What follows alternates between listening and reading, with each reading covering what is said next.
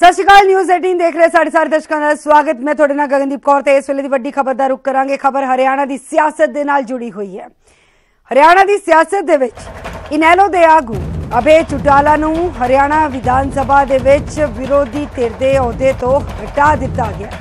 ਇਨੈਲੋ ਦੇ ਵਿਧਾਇਕ ਕੇਹਰ ਸਿੰਘ ਰਾਵਤ ਅਤੇ ਰਣਬੀਰ ਨੇ बीजेपी ਦੇ ਵਿੱਚ ਸ਼ਾਮਿਲ ਹੋਣ ਤੋਂ ਬਾਅਦ ਸਪੀਕਰ ਕੰਵਰਪਾਲ ਗੁਰਜਰ ਨੇ ਇਹ ਫੈਸਲਾ ਲਿਆ ਹੈ। ਹਾਲਾਂਕਿ ਜਨਨਾयक जनता पार्टी ਦੇ ਵਿੱਚ ਜਾਣ ਵਾਲੇ 4 ਵਿਧਾਇਕਾਂ ਦੀ ਸ਼ਿਕਾਇਤ ਮਿਲੀ ਤੇ ਇਸ ਮਾਮਲੇ ਦੇ ਵਿੱਚ ਸਪੀਕਰ ਨੇ ਕਿਹਾ ਕਿ ਉਹਨਾਂ ਨੂੰ ਨੋਟਿਸ ਭੇਜ ਕੇ ਕਾਨੂੰਨੀ ਪ੍ਰਕਿਰਿਆ ਦੇ ਤਹਿਤ ਕਾਰਵਾਈ ਕੀਤੀ ਜਾਏਗੀ।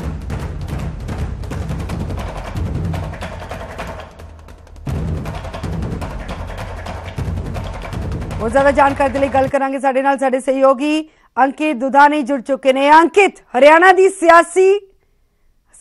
दी सियासत दे विच एक होर सियासी बम।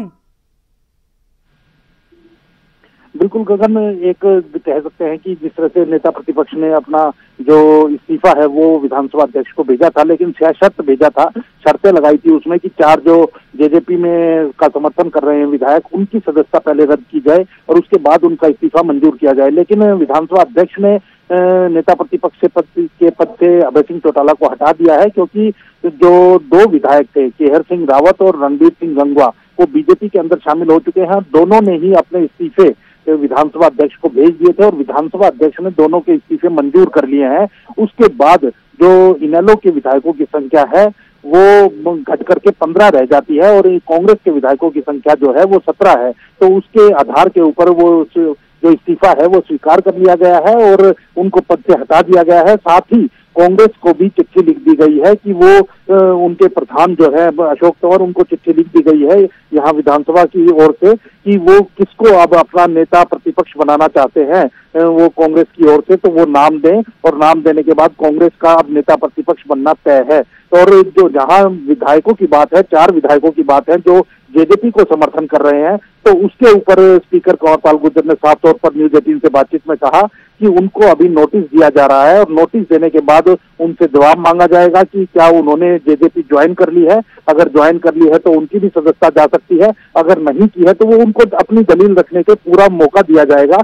साथ ही इनेलो की शिकायत करता है उनको भी बुलाया जाएगा और उनको भी अपनी दलील रखने का मौका दिया जाएगा। तो उन 4 विधायकों के ऊपर फैसला जो है वो अभी बाद में होगा। लेकिन बड़ी खबर यही है कि नेता प्रतिपक्ष अब अभय सिंह चौटाला नहीं है, उनको हटा दिया गया है और किरण चौधरी या अब किसको वो बनाते हैं कांग्रेस को लेटर चला गया है। अब कांग्रेस की ओर से कौन नेता प्रतिपक्ष होगा उसका नाम आने के बाद उनको तय कर दिया जाएगा। जी ठीक है अंकित, फिलहाल तक की जानकारी के लिए थोड़ा शुक्रिया। साडे सहयोगी अंकित दुधानी साडे नाल जुड़े हुए सन। उन्होंने हरियाणा की सियासत दे विच किस तरह की खलबली इस वेले मची हुई है इसकी जानकारी दी, क्योंकि सियासी समीकरण लगातार हरियाणा दे विच बदलते जा रहे हैं जिस तरह दी खबर आ रही ने। अंकित दुधानी ने स्पीकर दे नाल भी खास तौर पर गलबात की, आओ सुनते हैं। इनेलो नेता के द्वारा शिकायत दी गई थी कि 4 जो विधायक हैं उनके वो जेजेपी के समर्थन में चले गए हैं और 2 विधायक जो हैं वो बीजेपी के अंदर शामिल हो गए हैं। अब उसके ऊपर विधानसभा अध्यक्ष ने क्या कार्रवाई की है, हमारे साथ खुद विधानसभा अध्यक्ष कंवरपाल गुर्जर हैं, उनसे बात करते हैं। कंवरपाल जी, जिस तरह से एक शिकायत दी गई अभय सिंह चौटाला के माध्यम से कि 4 जेजेपी के समर्थन में चले गए हैं, एक रणबीर गंगवा जो हैं वो बीजेपी में शामिल हो गए हैं, एक केहर सिंह रावत भी बीजेपी में शामिल हो गए हैं, अब क्या कार्रवाई आपने की है उसके? देखिए, ये जो दोनों विधायक हैं श्री रणबीर सिंह गंगवा जी और श्री केहर सिंह रावत जी, इन दोनों विधायकों ने शामिल होने से पहले ही मेरे पास अपना इस्तीफा भिजवा दिया था। और क्योंकि उसके बाद मैं आज ही ऑफिस में आया हूं, मैंने उनसे टेलीफोन पे बात भी कर ली कि कोई दबाव तो नहीं उनके ऊपर। उन्होंने स्वीकार किया कि हमने अपनी मर्जी से इस्तीफा दे रहे हैं। उन दोनों के इस्तीफे को मैंने अभी ब्रांच में भिजवाया था और अभी मैंने उसको स्वीकार कर लिया।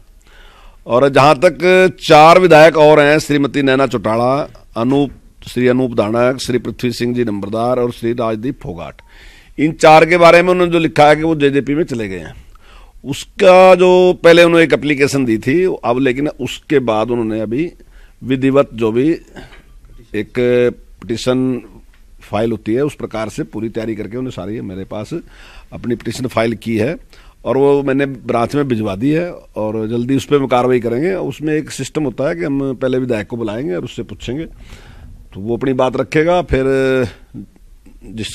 जैसे इंडियन नेशनल लोकदल की तरफ से जो उन्होंने पिटीशन फाइल की है उनको बुलाएंगे, फिर उनसे बात पूछेंगे। दोनों की बात पूछने के बाद ही कोई निर्णय उस पर होगा। इनेलो नेता के